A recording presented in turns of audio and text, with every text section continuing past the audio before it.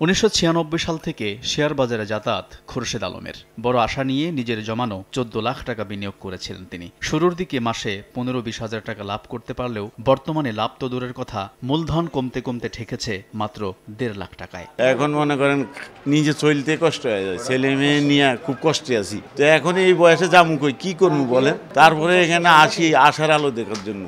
তার মতো অনেকেই এখনও আশা নিয়ে বসে থাকলেও প্রতিদিন শেয়ার বাজার ছাড়ছেন হাজার হাজার বিনিয়োগকারী। সিডিবিএলের তথ্য বলছে, গত 10 কার্যদিবসে বিও অ্যাকাউন্ট খালি করে বাজার ছেড়েছেন 61,250 জন বিনিয়োগকারী। হিসাব বলছে, সূচকের টানা পতন আর বিনিয়োগ বিমুখ প্রবণতায় গত 10 কার্যদিবসে 202 পয়েন্টের বেশি সূচকের পতনের সঙ্গে ঢাকার পুঁজিবাজার মূলধন হারিয়েছে 1,27,615 কোটি টাকা।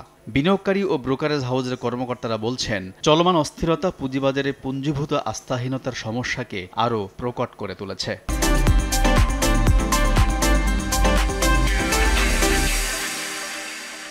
ক্লায়েন্টের টাকা কমে যাচ্ছে, ক্লায়েন্ট বিমুখ হয়ে যাচ্ছে মার্কেটের থেকে। কিন্তু আমরা এই ধরনের মার্কেট চাই না। পুঁজিবাজার বিশ্লেষকরা বলছেন, দেশের সামগ্রিক পরিস্থিতির প্রভাব শেয়ার বাজারে, তাই বাজার বাঁচাতে নতুন করে কর্মকৌশল সাজানোর পরামর্শ তাদের। আমরা আগ থেকে বলে আসতেছি 10-15 বছর থেকে, সরকারও হয়তো ইদানিং কিছুটা মনোযোগ দিয়েছিল, কিন্তু এখন আর সম্ভব হচ্ছে না। সেটা যে ভালো কিছু কোম্পানি লিস্টিংয়ে আনা, গভর্নমেন্টের শেয়ারগুলো বিক্রি করা। তো এখনকার সিচুয়েশান এটা এইসব ইস্যুগুলো পিছনে চলে যাচ্ছে। ইকোনমি যদি ওই সুস্থতা আসে, এখানে সুস্থতা আসবে।